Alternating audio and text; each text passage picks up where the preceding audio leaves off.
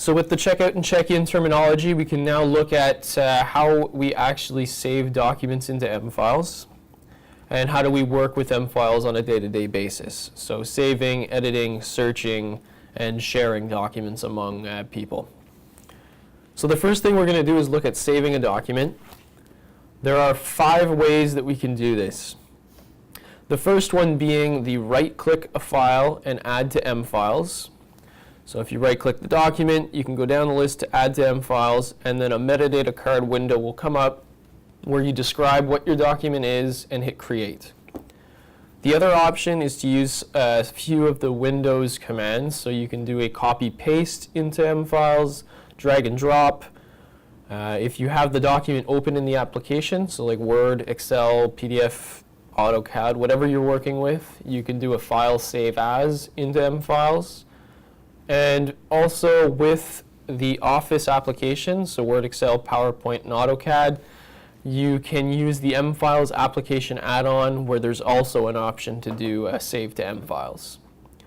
So we're going to look at an example of each of these methods. The first one we're going to do is look at the right-click and add to M files. So we're going to find a document on my computer, and we'll do the right-click add to M files method.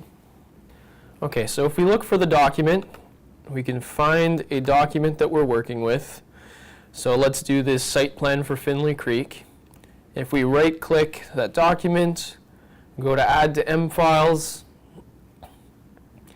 we can then see the metadata card window that we have to fill out. So if we look at this, you can see that some of these pieces of metadata or properties have stars beside them.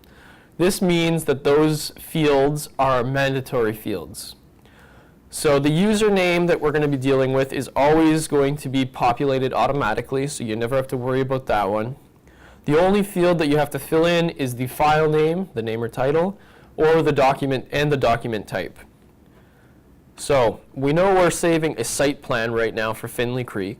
So if we go to the document type field, we can expand the list and see a list of all the document types, so we can sort through this and find the site plan. Or you can just start typing in the document type you want to create or add. So we type in site, and we can see site plan shows up in this list. We can select that, and now we are saving a site plan. So now we have to go through this list of documents and see if there are any other pieces of information we know about this document. In this case, we're dealing with a site plan for Finley Creek, so we can go to the site, and again, drop the menu and select the site we want to save, Finley Creek. If there's any other information we know, we can add it. So maybe a description of what this document is. Needs approval.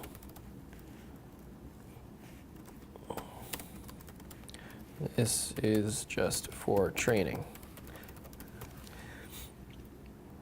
If we keep going down, there's a legal and finance section. So if this is something that you need to fill in, then you can expand these windows and see more tags available to you. If not, you'll probably just be dealing with this top section, the main section.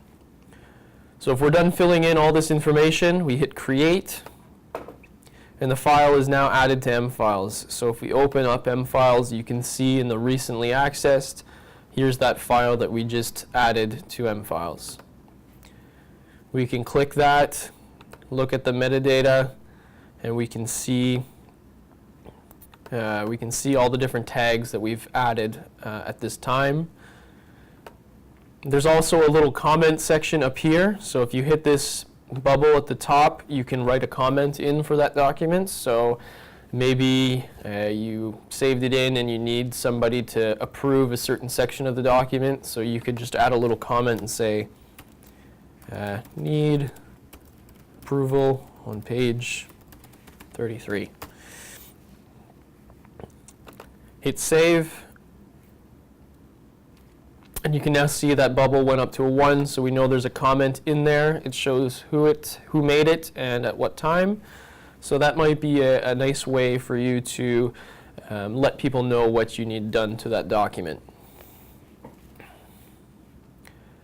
Okay, another method of doing this, so let's say you do need a certain section in that document approved by somebody, or you need someone to do something with that document, what you can do is you can highlight that document, go to the New section, and hit New Assignment. This will then add that document to the assignment. You can fill in who you want to assign it to, add a description of what you need them to do.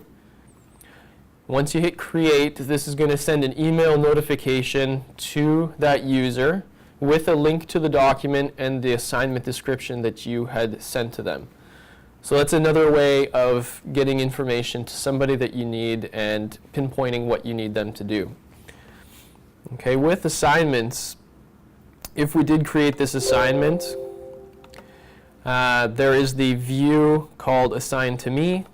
You would then have a list of all the different assignments that you have pertaining to you, and you can complete these as you go. So if you are done with something, you can then highlight that document in the list, and on the left side there would be a place to mark your assignment as complete, and it would remove it from this view.